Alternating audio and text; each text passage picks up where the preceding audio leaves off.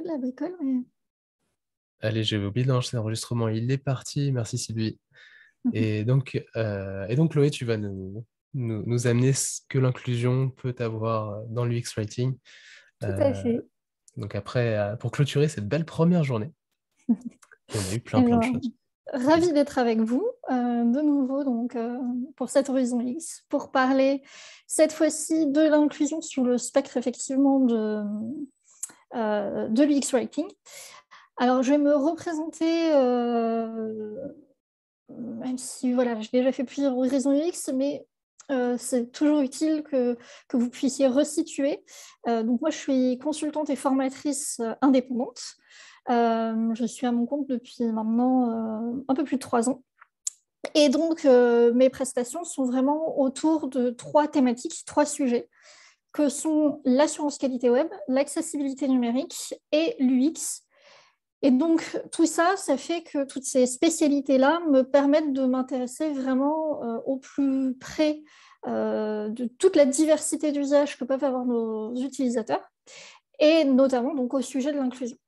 Euh, à savoir sur moi, ben, j'ai collaboré et je collabore toujours avec pas mal de structures différentes, que ce soit des écoles, du coup, comme l'école multimédia par exemple, ou des entreprises petites, moyennes, grandes entreprises, des agences spécialisées aussi, soit des agences web, soit des agences spécialisées en UX. Et donc, je suis certifiée Upquest et formatrice Upquest. Donc, je peux vous accompagner dans le passage de votre certification Upquest, pour ceux qui connaissent. Alors, on est parti avec le prérequis que vous aviez consulté les précédentes vidéos, les précédents replays des Horizons UX. Je vais quand même faire un tout petit rappel de qu'est-ce que l'inclusion, surtout qui ça concerne quand on parle d'inclusion. Donc, quand on parle d'inclusion, on parle évidemment, effectivement, de personnes en situation de handicap, donc tout handicap confondu, que ce soit les handicaps moteurs, donc des personnes qui, par exemple, auraient des tremblements, des personnes qui seraient éventuellement en fauteuil roulant ou qui n'auraient pas l'usage d'un de leurs membres, les personnes qui ont une cécité ou une malvoyance, les personnes qui auraient aussi par exemple une surdité ou une malentendance. Et on va parler également, et je le dis parce que ça va avoir une grande importance par la suite, des personnes notamment dyslexiques, donc qui auraient des troubles 10 et notamment donc de la dyslexie. Voilà, donc on parle vraiment de tout handicap confondu. On va s'adresser vraiment à n'importe quel type de personne en situation de handicap, quel que soit son handicap. On va également parler des personnes qui, occasionnellement ou par certaines situations, se retrouverait dans une situation où, par exemple, elle n'aurait pas l'usage d'un membre ou un usage un petit peu altéré d'un membre. Là, c'est l'exemple typique d'une personne qui a soit un bras cassé pour une situation temporaire, soit qui a un enfant dans les bras et qui, du coup, ne peut pas utiliser l'un de ses deux bras. Tout ça, ça va être des situations qui, là aussi, vont faire qu'on ne va pas utiliser l'outil numérique de la même manière que d'habitude, qu'on va devoir trouver des adaptations potentiellement. Et donc, si l'on respecte les référentiels d'accessibilité, le RG2A et les WCAG, si on respecte ces référentiels, eh bien, ces personnes auront beaucoup plus de facilité à naviguer. Alors, bien évidemment, elles ne sont pas en situation de handicap permanente. Pour autant, l'accessibilité numérique va leur être utile à elles aussi.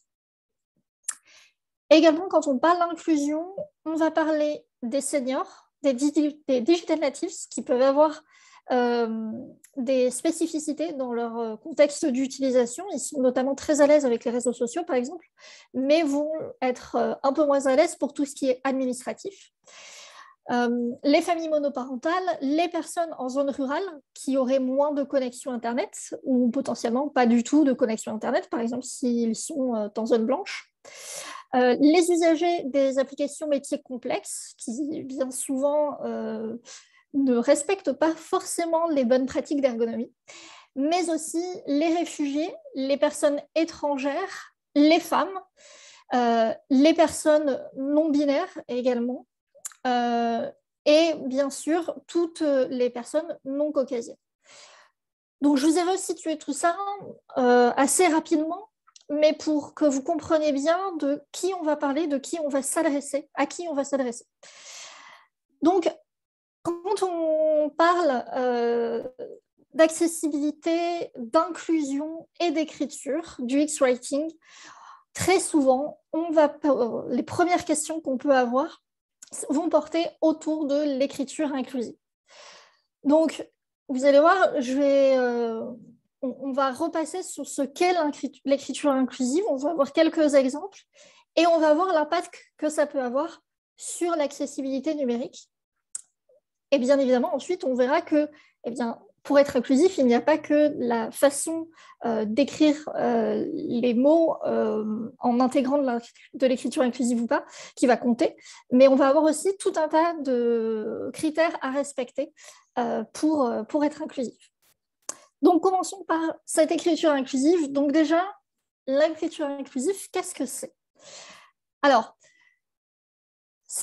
quand on entend écriture inclusive, ce que la plupart des gens, la représentation que vont avoir la plupart des gens, ça va être ce fameux point médian qui a pu faire largement débat en France il y a quelques mois, notamment au niveau de l'État. Mais je voulais qu'on remette un petit peu le contexte pour qu'on reparte bien sur des bonnes bases, qu'on reparte sur les mêmes bases surtout, et donc pourquoi l'écriture inclusive est là. Donc déjà une petite définition. Donc l'écriture inclusive ou non sexiste ou épicène est un ensemble de façons d'écrire, graphiques ou syntaxiques, pour une représentation égalitaire des hommes et des femmes, ainsi que des personnes non binaires dans nos textes. Donc il faut bien comprendre que ce qu'on vise, c'est l'égalité. Ce qu'on vise, c'est le fait qu'une personne ne se sente pas exclue quand elle va lire un texte, ne se sente pas exclue quel que soit son sexe, qu'elle soit homme, femme ou non-binaire. Donc l'objectif, c'est de ne plus invisibiliser les femmes dans et par la langue. Et donc, au-delà de l'écriture inclusive, eh bien forcément se pose la question beaucoup plus large du parler inclusif et de la communication inclusive, puisqu'effectivement, le français, comme beaucoup d'autres langues, mais là, on va vraiment particulièrement parler du français, le français, en l'occurrence, met énormément de choses au masculin. Là, vous vous rappelez peut-être des consignes que vous aviez en primaire, de prioriser le masculin sur le féminin quand vous écriviez. Eh bien, effectivement, ce sont des choses qu'on nous dicte, qu'on nous indique de faire dès notre plus jeune âge. Alors, pourquoi communiquer inclusif? Eh bien, là, j'en parlais, cette règle du masculin qui l'emporte sur le féminin, en réalité, et la suppression aussi de certains nombres de métiers ou de certains nombres de fonctions date seulement du XVIIe siècle. Il faut savoir qu'avant le XVIIe siècle, il y avait énormément de métiers qui avaient leur déclinaison féminine et surtout, on faisait ce qu'on appelle l'accord de proximité à l'époque, ce qui veut dire que, en fait, par exemple, quand on avait une phrase où on avait les utilisateurs et les utilisatrices, si les utilisatrices arrivaient en deuxième, eh bien, la suite était accordée au féminin et non pas au masculin. Donc, cette règle du féminin l'emporte sur le masculin date vraiment du XVIIe siècle. Alors, je vous ai mis d'ailleurs une petite citation. Donc, parce que le genre masculin est le plus noble, Oups, j'ai décalé ma slide, tout va bien.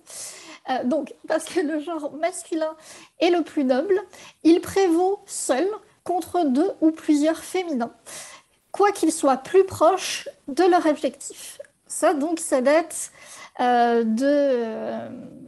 1651, donc ça vous donne une petite idée de la manière dont la femme, dont le féminin était représenté. Mais je trouve ça assez significatif parce qu'en fait, tout notre langage depuis s'est vraiment fixé autour de ces notions-là, autour de cette idée-là que le féminin était beaucoup moins important que le masculin.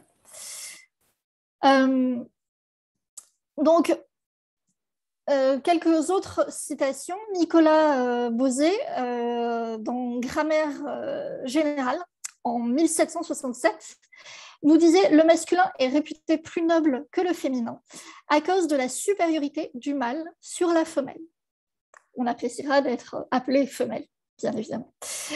Il faut dire « Cette femme est poète, est philosophe, est médecin, est auteur, est peintre. » Et non poétesse, philosophesse, médecine, autrice, peintresse. Donc tout ça, c'était des noms de métiers qui existaient. Et donc, on nous dit là que donc, dans réflexion de l'usage, réflexion sur l'usage, pardon, on nous dit qu'effectivement, eh bien, tous les noms de métiers au féminin doivent finalement, eh bien, tout simplement disparaître. Donc, pour autant, on a pas mal d'études qui nous prouvent que ça va engendrer pas mal de difficultés, et on peut un petit peu s'en douter. D'abord que le masculin générique va engendrer des représentations mentales majoritairement masculines. Il n'est donc pas neutre, comme on nous le dit depuis la primaire. Et aussi que le masculin générique pluriel ne rend pas compte de la réalité. Ce qui veut dire que, par exemple, quand on a des offres d'emploi de développeurs hommes-femmes, on va avoir beaucoup moins de femmes qui vont y candidater, par exemple. Alors que quand on va dire les développeurs ou les infirmiers, on imagine là aussi plutôt un groupe d'hommes, alors qu'il pourrait s'agir d'un groupe majoritairement de femmes. Dans ce qu'on dit. Mais si on a un groupe avec une majorité de femmes et un seul homme, par exemple, eh bien, on mettra quand même ça au masculin. Ce qui engendre tout un tas de problèmes, eh bien, notamment, comme je disais, au niveau des offres d'emploi. Donc, ça peut être déjà une première piste pour essayer de favoriser un petit peu l'employabilité, par exemple, des femmes dans les métiers de la tech. Ce qu'il faut comprendre, c'est que quand on parle d'écriture non sexiste, quand on parle d'écriture épicène ou d'écriture inclusive, on va parler des différentes formes. Il y a plein de formes différentes pour écrire de manière plus inclusive. Donc, je vais vous les présenter de manière à ce que vous ayez bien conscience qu'on ne parle pas seulement du point médian, qui fait donc tant débat. Donc, tout d'abord, l'écriture détaillée ou décomposée. Là, on va détailler à la fois dans notre phrase la forme masculine et la forme féminine d'un mot, l'un à la suite de l'autre. Ça implique donc de redonner notamment leur féminin aux métiers et aux fonctions qu'on avait un petit peu lâchées depuis le XVIIe siècle.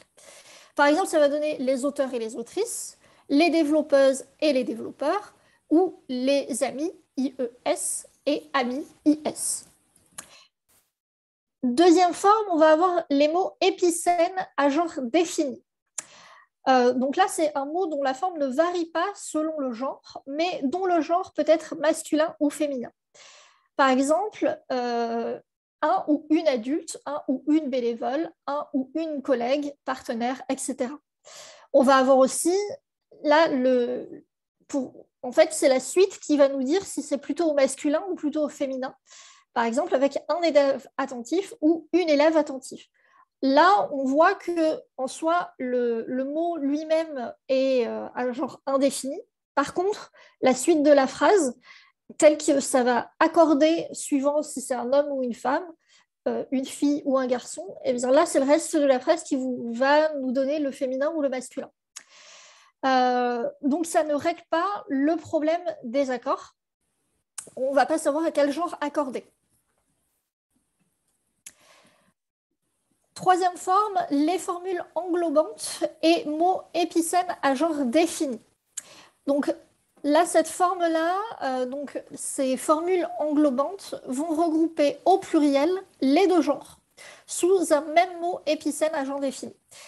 Donc, les mots épicènes à genre défini au singulier permettent de s'abstraire de la notion de genre lorsque l'on parle d'une personne seule, personne, individu, être, membre, par exemple.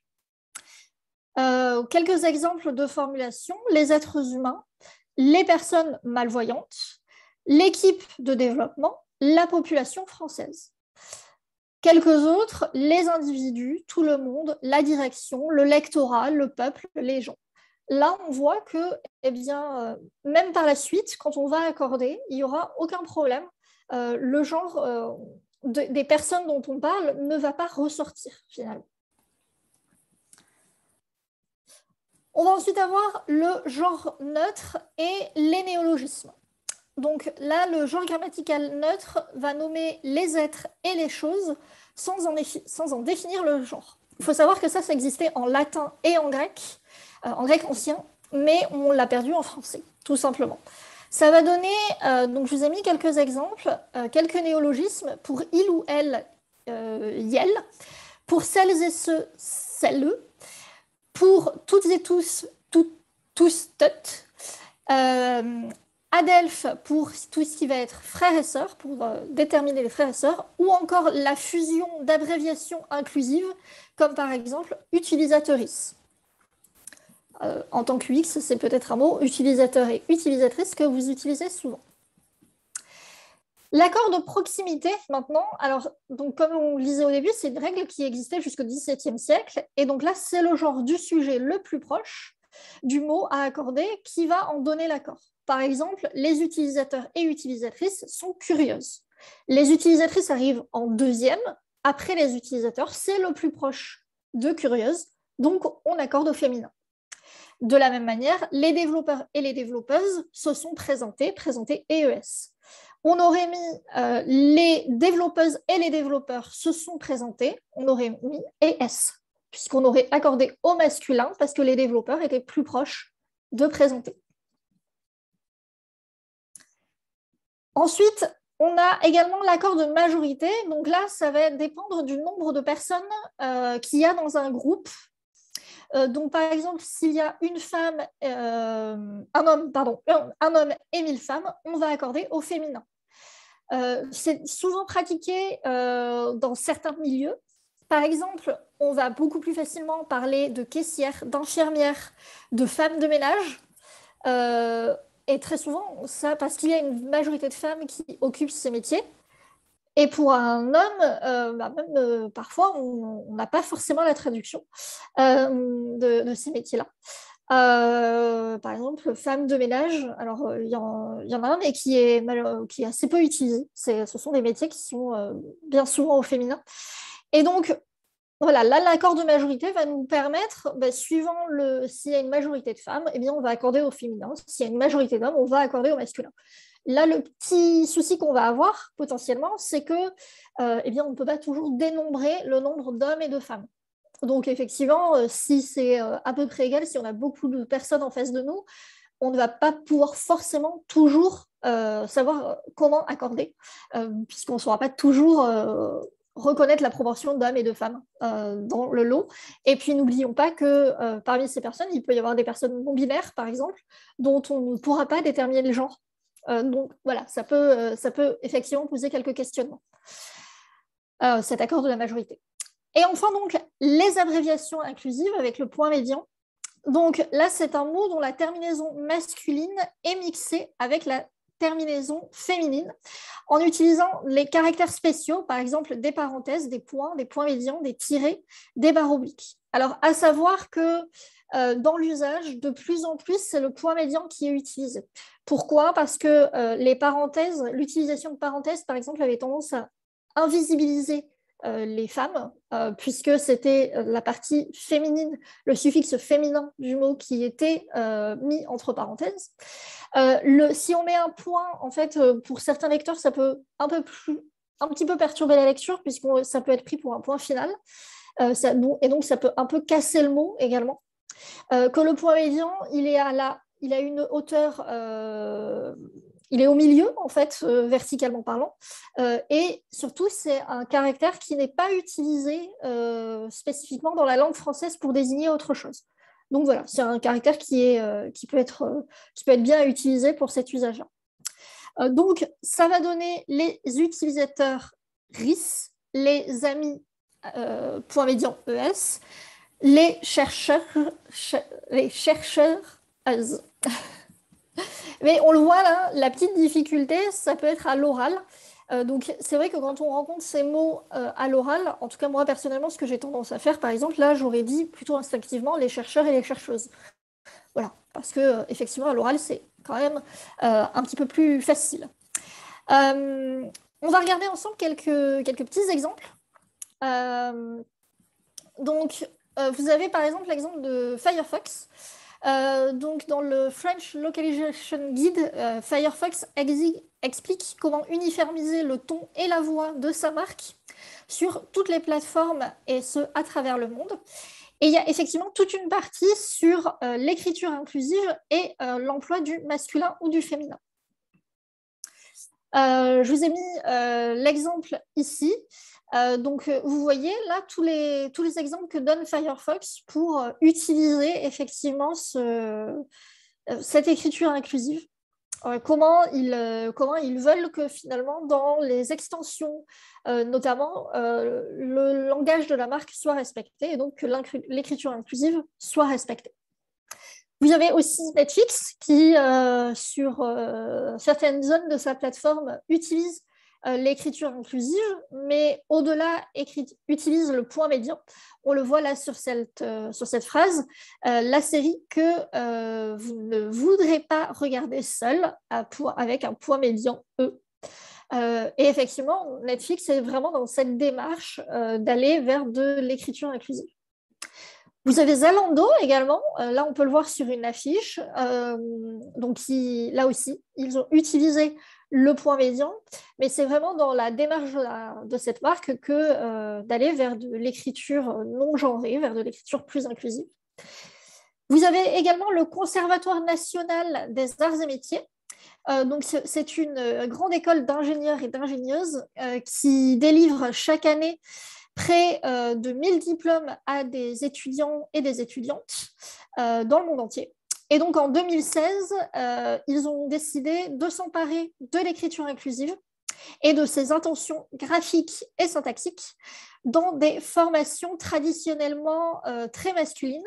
L'idée est donc là de montrer que la place des femmes est pensée et travaillée. Il faut savoir que depuis qu'ils ont appliqué notamment à leur formulaire d'inscription l'écriture inclusive, eh bien, ils ont beaucoup plus de candidatures de filles, beaucoup plus de candidatures de femmes. Tout simplement, voilà, parce qu'elles elles ont l'impression que c'est plus fait pour elles. Vous avez également Facebook. Alors ça, c'est un exemple que j'aime bien montrer. Ils ont fait en sorte dans leur formulaire d'inscription qu'on puisse indiquer qu'on est soit homme, soit femme, soit mettre le genre que l'on souhaite nous-mêmes, le personnaliser. Alors, c'est super dans la démarche. En anglais, ça fonctionne très bien. Il nous donne des petits exemples de ce que ça va donner suivant le genre qu'on va indiquer dans la plateforme. Ensuite, dans les notifications, etc., comment la plateforme va interagir avec nous en tant qu'utilisateur. Par contre, malheureusement, dans la version française, les traductions qui ont été faites de ces exemples, finalement, ne nous donnent pas trop d'indications de qu'est-ce que ça va changer d'utiliser, d'indiquer notre genre. Et là, en fait, en tant qu'utilisateur, on peut évidemment se demander, en fait, à quoi ça sert que de venir me demander mon genre, si je suis une femme, si je suis un homme, si je suis non-binaire, puisqu'après, de toute façon, dans la plateforme, est-ce que vraiment ça va changer quelque chose ou pas d'avoir indiqué mon genre? Vous avez également Canal+. Alors Canal+, ils ont fait une petite vidéo justement pour expliquer leur démarche. Donc je vous invite à aller la voir. Je vais essayer de vous mettre le lien dans le chat. Tac. Hop, ouais, je vais faire comme ça. Donc, si vous, si vous souhaitez aller la voir, elle est, en plus, c'est pris vraiment sur le ton de l'humour. C'est assez sympa. Hop, je vous mets ça dans le chat pour tout le monde. Voilà. Donc, c'est assez intéressant. On a ensuite également WordPress. Alors là, WordPress, ils ont fait un énormissime travail sur l'écriture inclusive, sur l'écriture non genrée, non sexiste. Vous avez tout un article qui a été développé justement pour expliquer leur démarche. Et vous avez quelques exemples. Là, dans l'interface, on voit que ici, sur cet écran, on ne parle plus de compte. On parle désormais de compte, ce qui était anciennement la liste des utilisateurs, donc au masculin. Et on voit également dans la liste déroulante que les rôles, là aussi, sont au masculin et au féminin, de manière à inclure tout le monde. Deuxième exemple, ici pour l'écran d'ajout d'un compte, anciennement c'était l'ajout là aussi d'un utilisateur. Et là, on peut voir, alors on a là aussi un petit exemple, excusez-moi que je le retrouve. Voilà, c'est tout en bas, éditeur, éditrice, là aussi.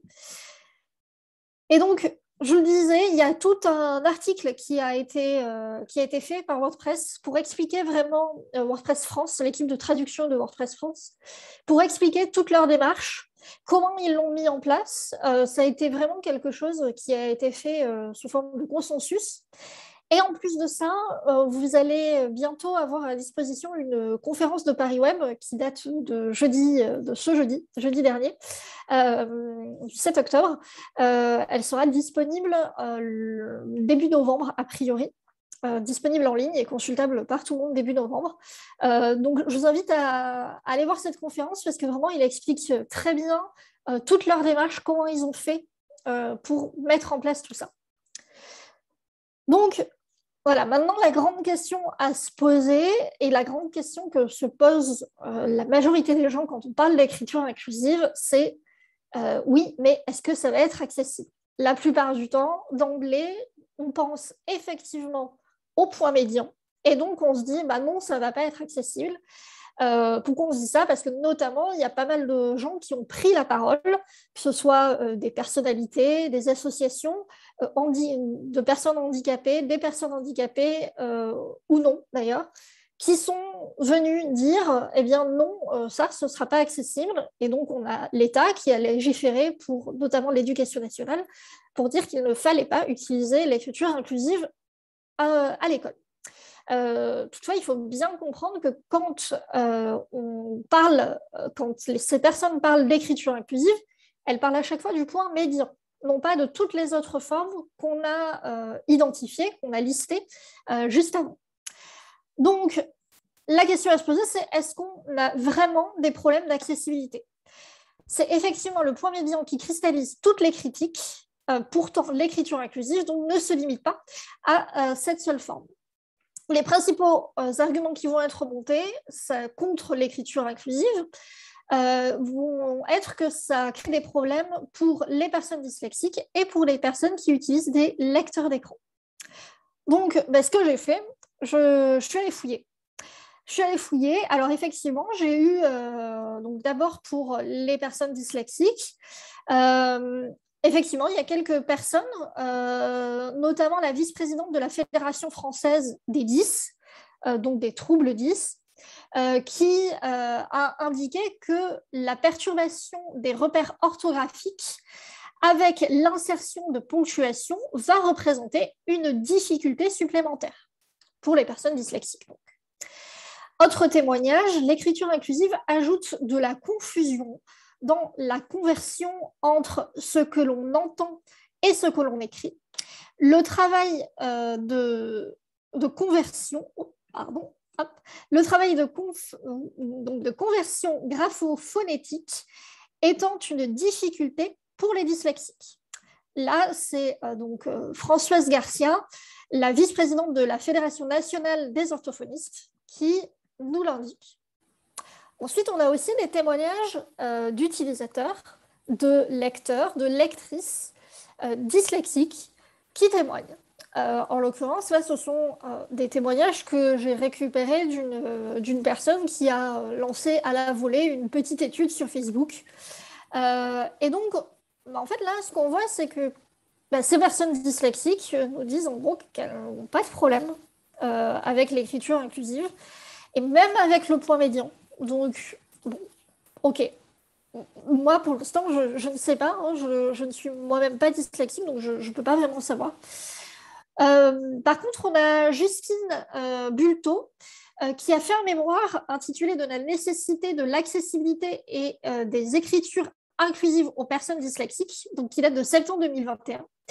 Cette étude portait sur 605 participants, dont 209 personnes dyslexiques et 396 personnes non dyslexiques.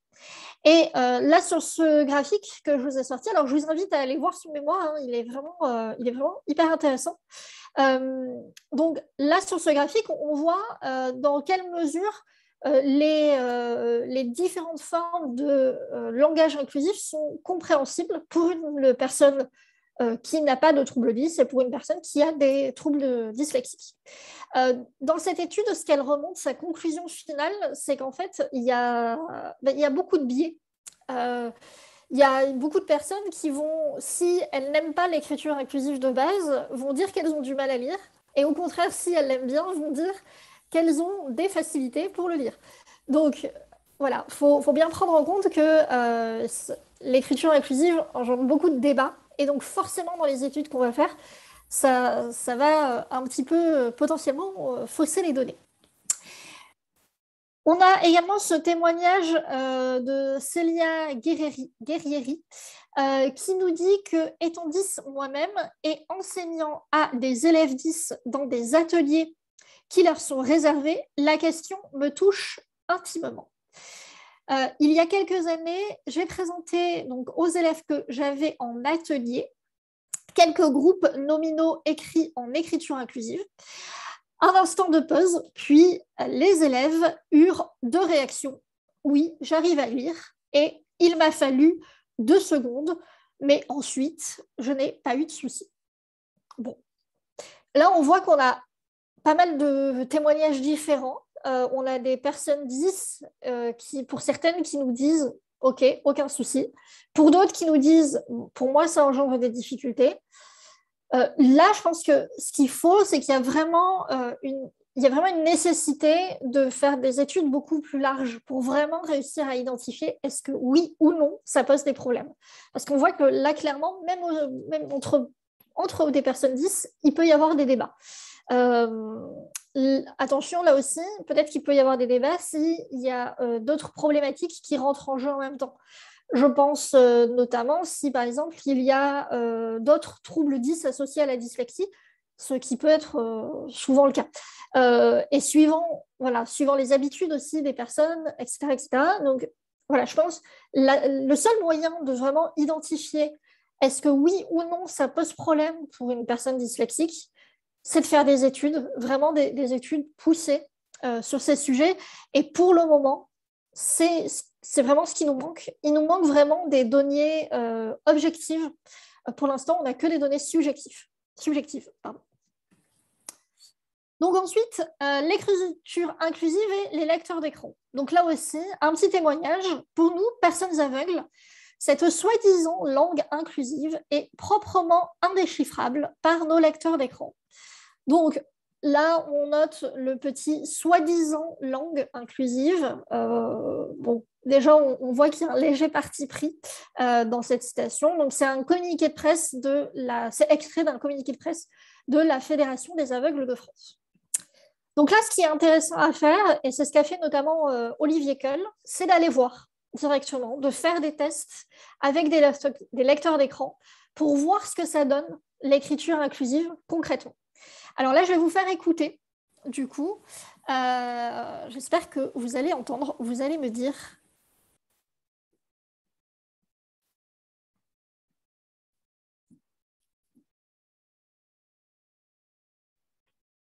Non, je crois pas qu'on entend.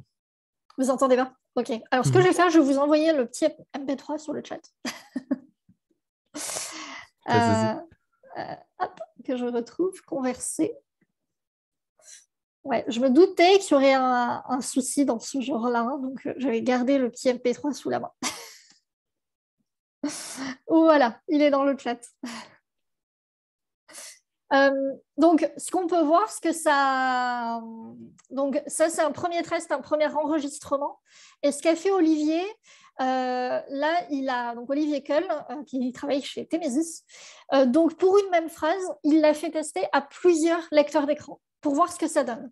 Donc, pour il.l, point médian else, sont enchantés, point médian E, point médian S, suivant les lecteurs d'écran, ça va donner oralement différentes choses, notamment donc ils, elles sont enchantés ES, ils, point médian, elles sont enchantés, point médian E, point médian S, ou bien ils, middle dot, elles sont enchantés, middle dot E, middle dot S. Là, en l'occurrence, pour VoiceOver, je pense que la synthèse vocale était paramétrée chez lui en anglais. Et dernière possibilité avec NVDA, donc avec le dernier lecteur d'écran, ils, elles sont enchantés ES.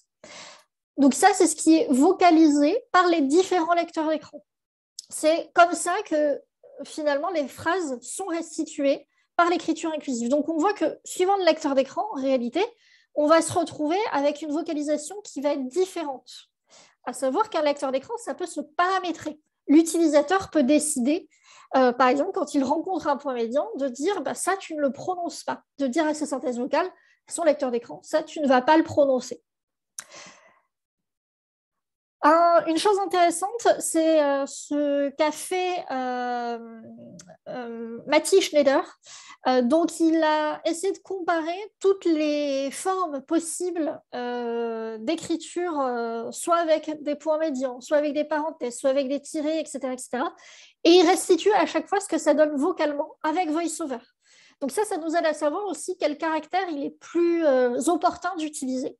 Et ce qui ressort de ces études à chaque fois, c'est que ce qui est le plus intéressant, c'est le point médian ou le point de diphénation. Je vous avoue que j'ai découvert ce caractère, le point diphénation, en préparant la conférence d'Horizon UX. Et là, ce que nous disent donc, notamment le réseau d'études d'handiféministes, là, donc, ce réseau nous dit que, de fait, lire un point médian avec un lecteur d'écran est, à l'heure actuelle, quelque chose de désagréable, voire d'incompréhensible. On le voyait tout à l'heure quand, en plein milieu de la phrase, on a un middle dot qui nous est retranscrit par la synthèse vocale, ça peut effectivement être un peu désagréable. Mais si les programmatrices travaillaient à modifier cela, il n'y aurait plus de problème. Comme je vous disais, un lecteur d'écran, c'est paramétrable. Un lecteur d'écran, on peut y ajouter des choses, y ajouter des lignes de code pour faire en sorte que ce soit plus agréable, que la restitution soit plus agréable pour l'utilisateur. Une citation de l'article de Sylvie Duchâteau qui nous parle d'écriture inclusive et d'accessibilité. Pour le coup, c'est une utilisatrice très aguerrie de lecteur d'écran, donc elle a fait un petit comparatif.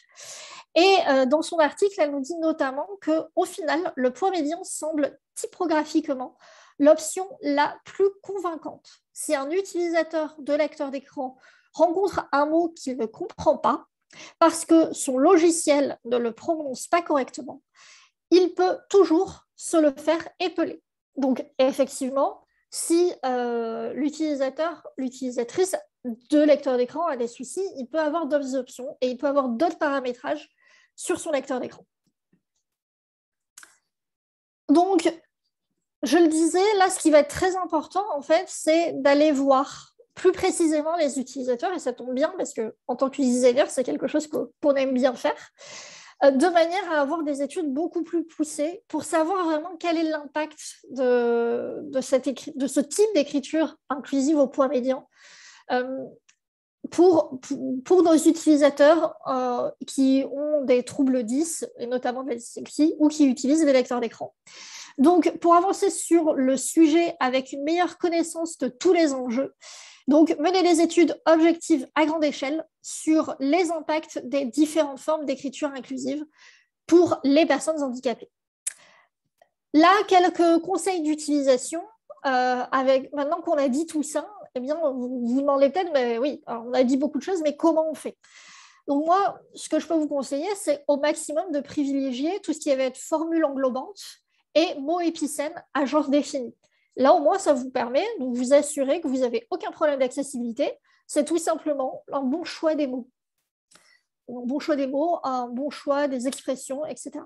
Limiter ensuite l'usage du point médian également aux mots qui se prononcent pareil au masculin et au féminin. Par exemple, les amis IS, les amis IES. Là, ça pose moins de difficultés dans la lecture, dans la compréhension du mot. Utilisez plutôt un point médian que deux. Par exemple, évitez d'écrire ami, point médian E, point médian S. Préférez ami, point médian ES. Déjà, ça simplifiera un petit peu les choses. Il y aura un point médian en moins, donc il y aura une petite coupure en moins. Et puis, bien, je le disais, testez au maximum avec vos utilisateurs pour voir ce qui fonctionne ou non, et donc faire des études plus larges. Mais quand on a dit tout ça, très bien, mais en fait, l'UX Writing, pour être inclusif, il ne se limite pas juste à l'écriture inclusive. Il y a plein d'autres choses qu'on peut faire. Et notamment, pour être accessible, je rappelle que dans le RG2A, le référentiel français d'accessibilité, nous avons quand même 22% des critères qui concernent la production de contenu. Ce qui veut dire qu'en tant qu'UX Writer, on a vraiment une responsabilité à faire en sorte que les critères d'accessibilité, les référentiels d'accessibilité soient pris en compte. Et surtout, on va avoir un impact aussi tout au long de la vie du site. Dès qu'on rajoute des contenus, dès qu'on rajoute du texte, des vidéos, des sons, etc., eh bien tout ça, si on ne fait pas attention, ça peut dégrader l'accessibilité. Donc là, je vous ai mis quelques exemples de règles d'accessibilité pour les contenus. Par exemple, ne pas justifier le texte.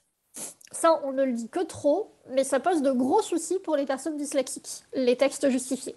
Donc, privilégier les textes ferrés à gauche. Également, éviter les sauts de ligne multiples. Là aussi, vous pouvez perdre les personnes qui ont des dyslexies ou qui ont des troubles cognitifs, par exemple. Ensuite, mettre en place une structure de titres logique et exhaustive. Essayez au maximum de mettre des titres intermédiaires. Ça permet de donner du rythme au texte et ça permet à un utilisateur, une utilisatrice, notamment qui a des troubles cognitifs ou des troubles 10, de mieux s'y retrouver. Et ça va permettre également aux personnes qui utilisent des lecteurs d'écran de pouvoir sortir les titres de la page, uniquement la liste des titres de la page, et donc de naviguer beaucoup plus rapidement.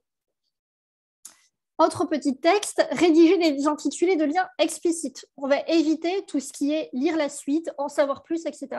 On essaye vraiment que tous les liens soient le plus explicites possible. De la même manière que je disais pour les titres, avec son lecteur d'écran, une personne non-voyante ou malvoyante pourra sortir uniquement tous les liens de la page, présents dans la page, et donc pourra plus facilement naviguer, plus rapidement naviguer.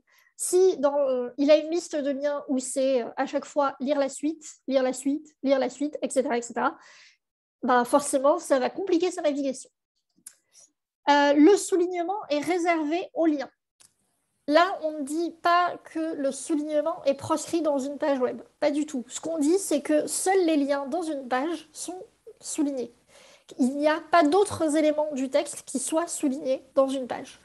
Pourquoi ? Parce que ça, c'est une convention dans le web. Tous les éléments soulignés sont des liens.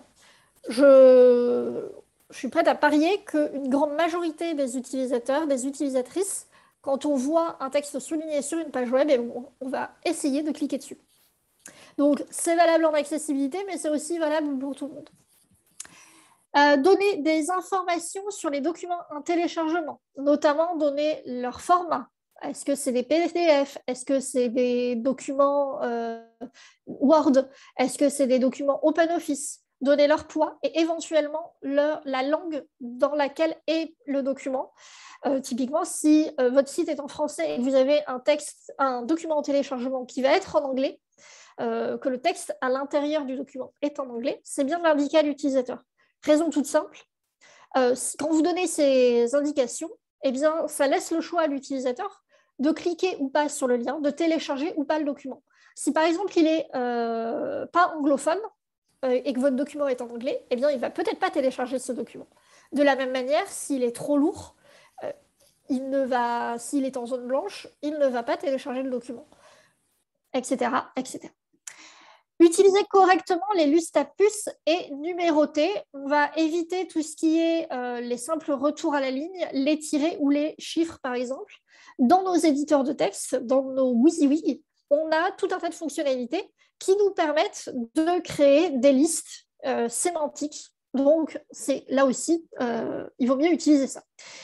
Conserver les accents sur les lettres majuscules. Donc là, je vous ai mis quelques phrases où, mine de rien, quand il n'y a pas l'accent, eh bien, ça change tout le sens de la phrase. Donc, ça montre bien que les accents sont importants. Et dites-vous que là, si vous ne mettez pas les accents, de la même manière, une personne dyslexique, une personne qui a des troubles cognitifs ou qui utilise un lecteur d'écran, eh bien, pour elle, ce sera d'autant plus difficile pour comprendre le texte que si les accents ne sont pas présents. Savoir enfin gérer les vidéos de manière accessible. Alors, pour qu'une vidéo soit accessible, il faut qu'il y ait plusieurs éléments de présents avec cette vidéo, notamment une transcription textuelle intégrale de la vidéo, des sous-titres et, dans l'idéal, une audio-description. Petite précision pour les sous-titres, faites attention à ce que vos sous-titres soient accessibles. Si vous intégrez des sous-titres, par exemple, avec des contrastes très peu lisibles, eh bien, vos sous-titres ne seront pas accessibles. Donc, ça pourra mettre en difficulté certaines personnes. Vous pouvez également utiliser ce qu'on appelle le FALC, le facile à lire et à comprendre. Alors, le facile à lire et à comprendre désigne un ensemble de règles ayant pour finalité de rendre l'information facile à lire et à comprendre, notamment pour les personnes en situation de handicap mental. Et donc, c'est aussi beaucoup plus simple pour les personnes.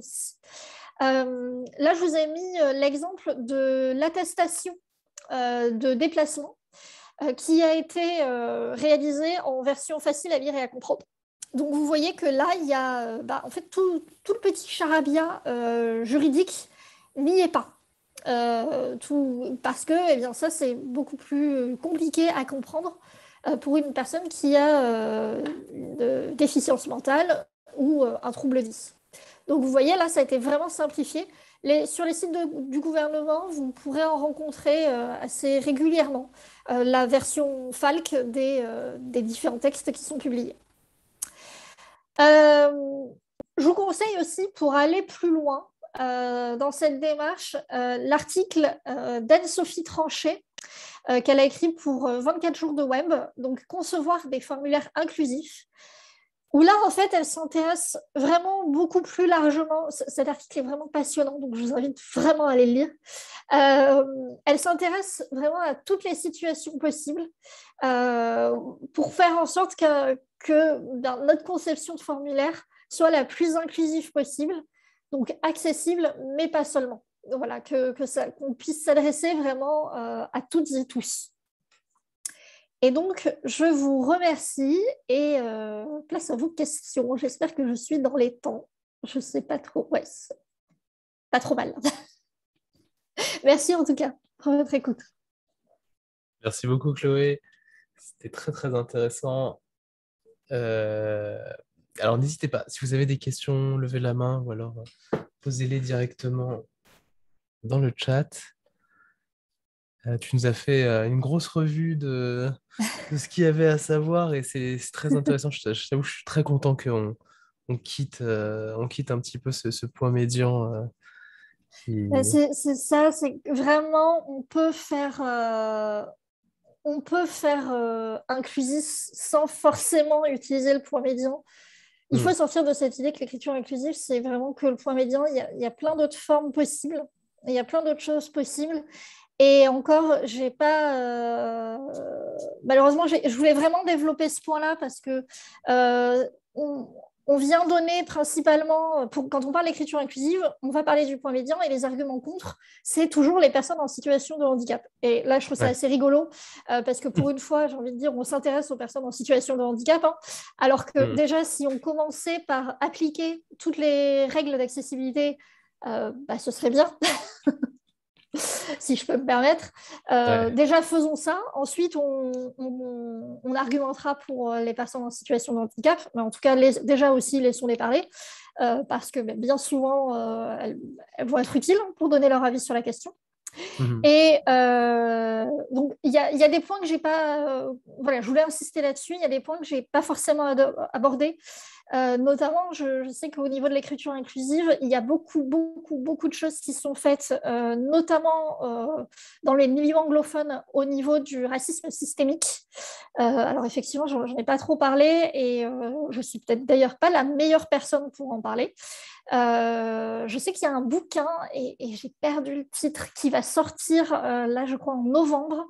J'essaierai de vous retrouver ça et de l'ajouter au slide.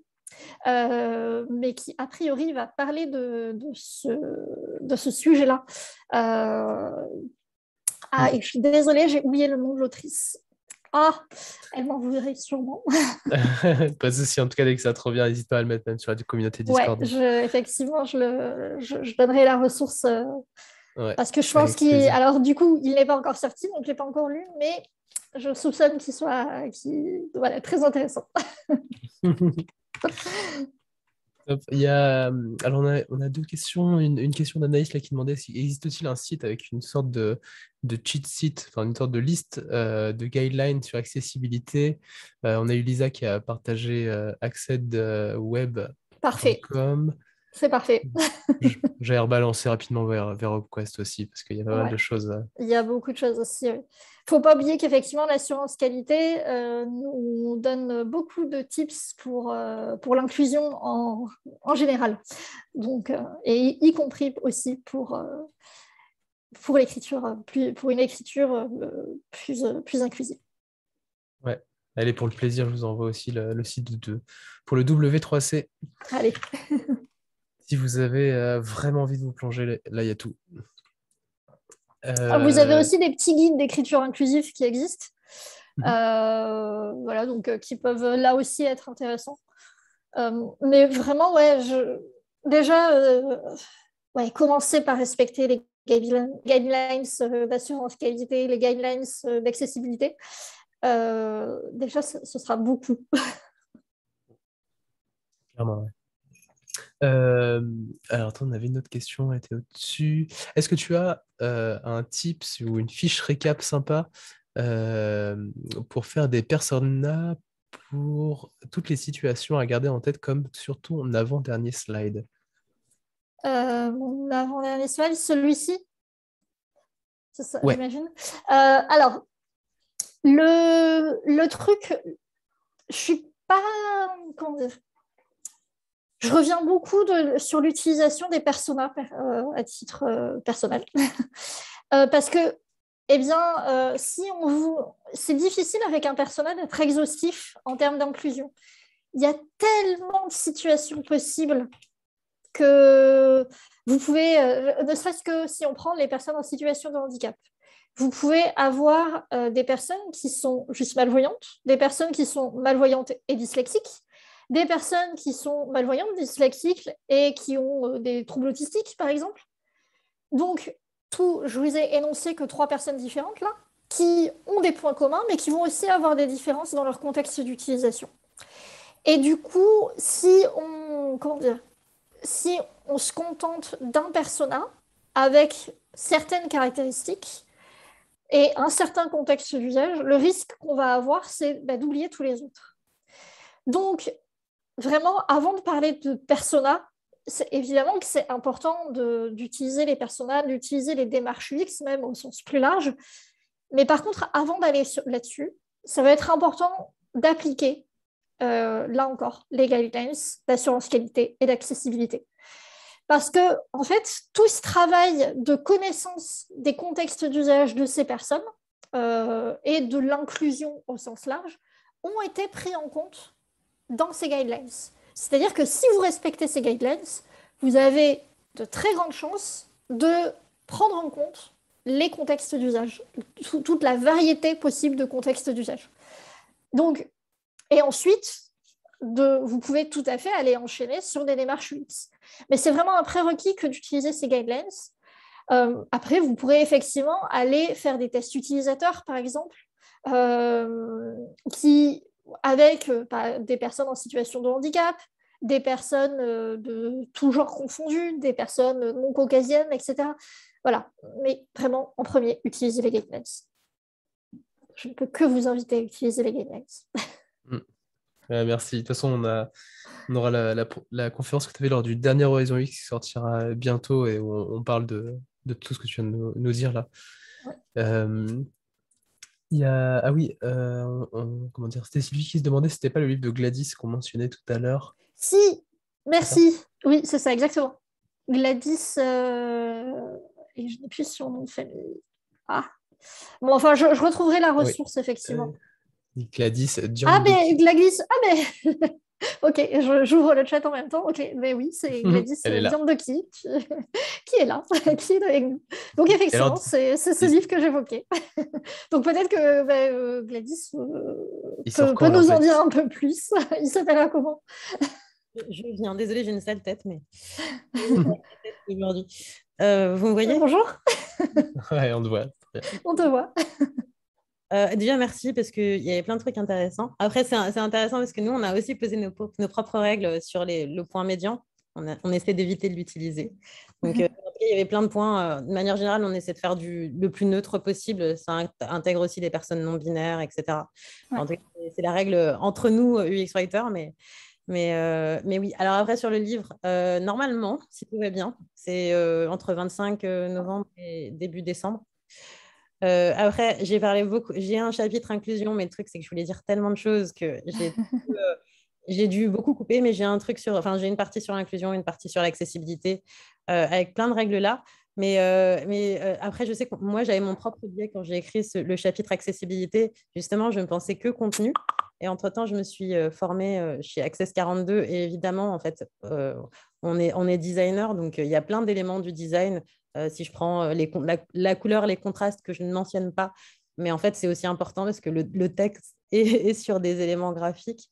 Donc, des éléments graphiques, en tout cas, qui ne sont pas du coup dans cette version, mais je sais que je vais retravailler complètement mon chapitre. Donc, je me suis focalisée comme toi, là, sur les 22% très, très liés au contenu.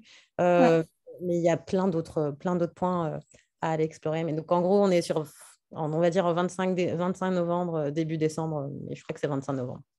Ouais, effectivement, comme je disais au tout début, il y a eu d'autres horizons UX où on s'adressait plus directement à toute la démarche de l'UX en règle générale, et où là, on voyait effectivement les critères plus larges pour l'UX designer et UI designer.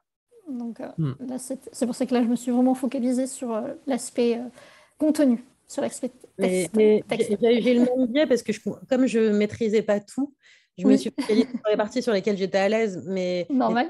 En faisant la formation après coup, j'ai dit mais en fait, comme on est designer et souvent, enfin pas tout le monde, mais en tout cas on est un grand nombre de personnes à avoir fait aussi des formations du UX design. Évidemment, tout est lié. C'est pas un élément, c'est pas que le texte, c'est pas que les carrés, les ronds, les couleurs, etc. On crée une expérience globale. Donc, on doit penser l'expérience globalement. Mais merci déjà de m'avoir cité, c'est sympa. Et ça met encore un peu plus la pression pour ce livre. C'est cool. Sincèrement, je suis contente d'avoir travaillé dessus. J'ai appris énormément de choses en allant interroger un peu tout le monde. Donc, c'était pas le moment sur mon livre, donc je vais stopper là. Mais en tout cas, j'espère qu'il vous plaira. Et en tout cas, merci de l'avoir cité. Avec plaisir. En tout cas, on attend pour Noël. Vous savez ce que vous allez demander voilà. Maintenant. Pour être top. Merci Gladys. À plus tard. À bientôt. On a un tout petit peu débordé. On va s'arrêter là, Chloé, même si encore une fois, on a envie d'aller beaucoup plus loin. Je vais partager les quelques liens là qu'on a pu avoir. Et puis ta présentation, voilà, moi, Dès Pas que de souci. possible, je partagerai avec toute la communauté et vous Ouais, pourrez avec plaisir. donc continuer d'échanger avec Chloé si vous en avez envie. N'hésitez pas. En tout cas, merci à tous d'avoir participé à cette première journée d'Horizon UX. Je sais que c'est toujours un peu éprouvant et en plus à distance, toujours un peu difficile de rester concentré au maximum. J'espère que vous avez réussi à l'être. Et en tout cas, n'oubliez pas que tout a été enregistré. Donc si vous voulez le revoir, prendre du temps pour comprendre ce qui a été dit, Chloé, tu nous as assailli des fois de choses. Je sais qu'il y a des choses sur Donnez lesquelles je vais beaucoup revenir. d'infos. Je vais revenir, mais c'est important de savoir que c'est là et qu'on pourra les revisualiser. Donc, Ouais, ouais. C'était un peu l'objectif aussi, c'est de pouvoir reprendre les slides et de se dire, bon, ok, qu'est-ce qu'il existe, qu'est-ce que je dois faire en fait, voilà, pour être le plus inclusif possible. ouais. Bon, en tout cas, maintenant, on sait ce qu'il faut faire. Et en plus, plus ça a été mis à jour il y a peu de temps. C'est parfait. Donc, je vous souhaite une belle journée. À bientôt, Chloé. Merci encore Belle une journée fois. à tous et bonne semaine d'Horizon UX. Merci.